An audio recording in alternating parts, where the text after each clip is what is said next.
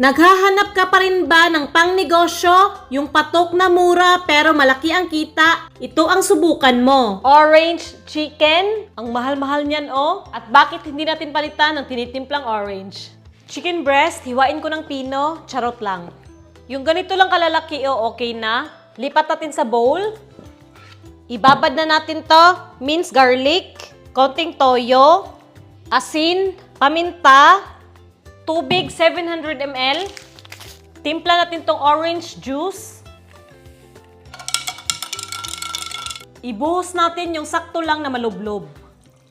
Okay? Ito, wag mo nang inumin ha kasi gagamitin pa natin ito mamaya. Yan, siguraduhin lang na nakalublob. Takpan muna natin to at ibabad ng 30 minutes hanggang 1 oras. Ito na, binabad ko ng 1 oras. Tanggalin natin sa juice. Ito, tapon na natin kasi marumi naman to. 1 itlog lang, tapos konting harina. Haluin ng maigi. Yan, tabi lang. Harina. Paunti-unti nating lagyan ng tubig. Hanggang ganyan oh, na may mga buo-buo na. Isa-isa nating ibalot tong mga manok. Yan na oh. At lutuin natin to sa mainit na mantika. Yan oh, i-fry lang natin to hanggang maging slightly golden brown. Ayan na oh, nag-iba na yung kulay. Hanguin na muna natin to. Ayan oh, naluto ko na lahat. Oh. Walang halong char sa dalawang chicken breast na hiniwa ko kanina. Ganito siya karami guys. Nagtaka rin ako. Ang dami-dami. Yung mantika, nilinisan ko at pinainit ko ulit. I-fry na ulit natin to sa malakas na apoy. Hahay!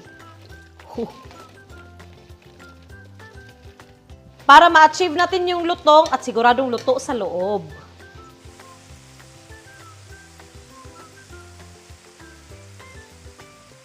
Kaya 2 breast lang yung binili ko kasi akala ko konti lang. Ang dami pala no.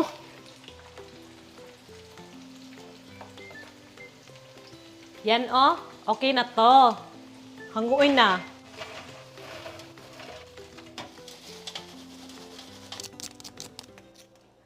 Lutong. At gagawa na rin tayo ng tipid na pwede pang negosyong sauce.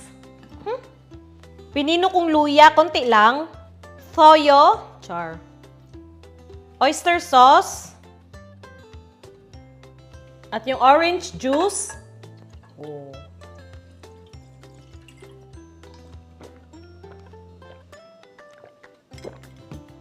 Wow! At maglagay rin ako ng kalahating chicken cube. Sindihan na yung apoy. Tapos haluin natin to. Tapos hayaan natin tong kumulo. Kumukulo na to at nag-reduce na. Cornstarch na hinalo ko sa tubig para lumapot. Ayan o, lumapot na. Okay na to. Patayin yung apoy. Tapos yung sauce. Ganyan lang para hindi mawala yung lutong. Lagyan mo lang ng something green sa taas. Pwede spring onion. Tapos sesame seeds, pang-pa-atchop. Pwede na wala to. O, diba? Sobrang dali lang ng pangnegosyong manok. Ganyan o, sa malapitan. Napakasimple, sa mababang halaga lang, pero social yung dating. Gabi, ang sarap. Wow! Guys, of proof na hindi ko ginamit. Lunch namin to no, kukuha lang ako ng kanin, tapos chibuga na.